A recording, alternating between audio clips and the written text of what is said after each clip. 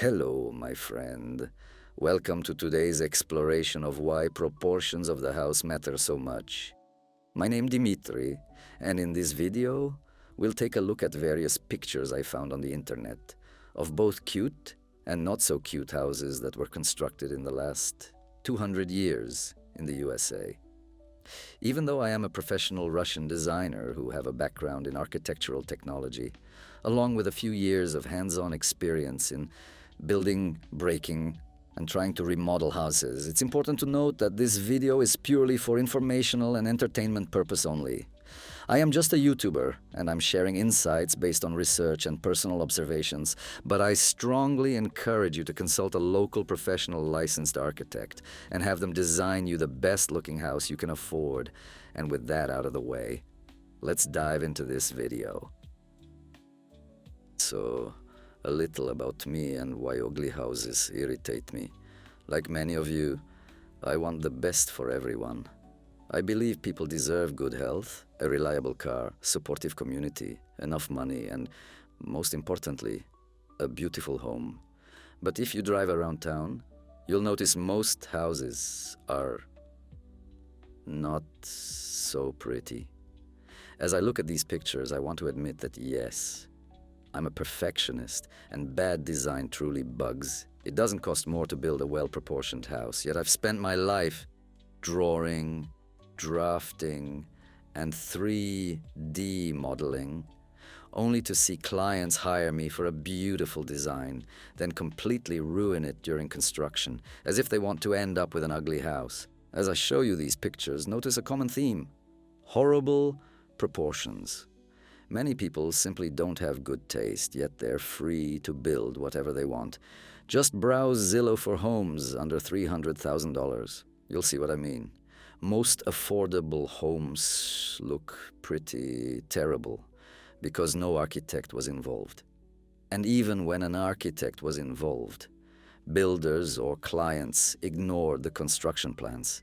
It's frustrating that builders cut corners while charging clients a fortune. Personally, I'd watch every step they take to ensure they follow the blueprints.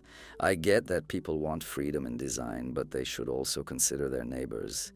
Your house isn't just for you. Others have to look at it too. Now, take a look at this picture. It hurts my eyes. This house gives me a headache because it's so poorly designed and built. A few simple proportion fixes, and it could actually look great.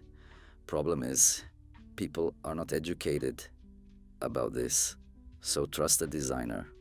So let's talk about how to do that. Proportions are essential in design, creating visual balance, functionality, and structural stability. Our eyes are drawn to perfection in everything, from nature to houses. Proper proportions make a home aesthetically pleasing and comfortable, while preventing instability. Well-proportioned homes appreciate in value, benefiting both the homeowner and the neighborhood by aligning with our natural desire for harmony and beauty. Proportions in house design create visual harmony, balance, and comfort, with principles like the golden ratio guiding the design. Well-proportioned spaces enhance both functionality and aesthetics, integrating the building with its surroundings. These concepts are rooted in centuries of architectural study, reflecting our natural preference for order and beauty. Le Corbusier, the modular. When designing a house, choose a style that complements the neighborhood and nature. Stick to consistent proportions, using either odd or even numbers throughout. Apply the rule of halves, thirds, and quarters to break up the design, aiming for symmetry. Use numbers like 2, 6, 12, 24, etc., and ensure proper sizing of width, length, and thickness. Every element should be proportionate, ensuring no part of the house is overlooked.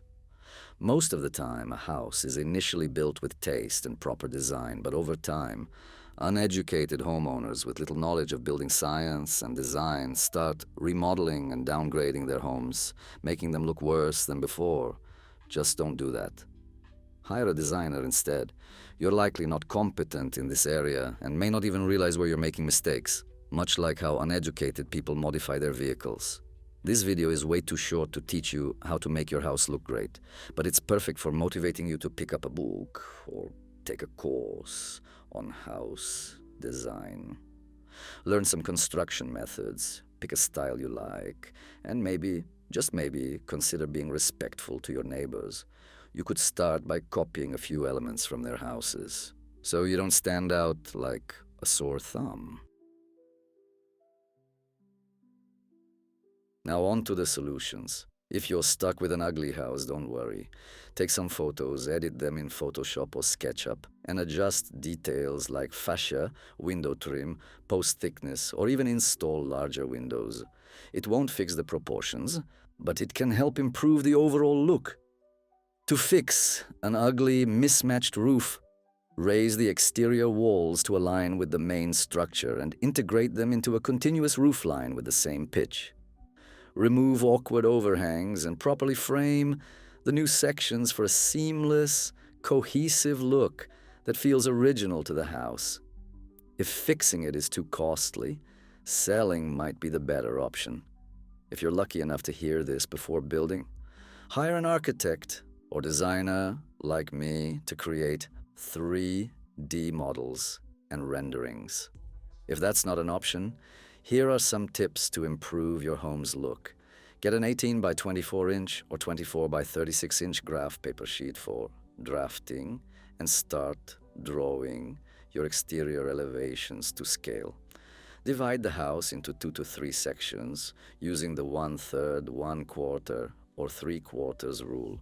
Choose a suitable roof pitch, lower for the south and steeper 6/12 to 12/12 for other areas. Keep in mind that taller roofs are more expensive. Once the shape is finalized, divide each section further to place windows evenly. Decide on the number of steps, stories, and door sizes. Use invisible lines for alignment, focusing on symmetry and proportions. After that, choose colors, ideally borrowing shades from the 3 closest houses in your neighborhood. As much as you may dislike it, try to incorporate elements from neighboring houses for cohesion, avoiding excessive mismatching. Keep it simple. Take the best of the worst if the neighborhood lacks appeal. Blending in helps. Jealous neighbors might target your house. I've experienced this before. Now for the conclusion. Please remember that peoples will appreciate your beautiful design. Don't be afraid to take your time. I'll be making a longer video to cover proportions in detail. It's a vast topic. The key to designing a house is to start with the most important aspects and work your way down. Choose a set of numbers and stick to them. Simplicity is key. Study old European architecture to understand what makes a house look good, focusing first on sizing and most importantly proportions. That's it for this video. In case you forgot, Dimitri was with you, and I hope I've helped you make a few decisions. I'll be uploading more content soon, so feel free to ask questions in the comments and let me know what video you'd like next. Good luck, and I'll see you in the next one. Take care.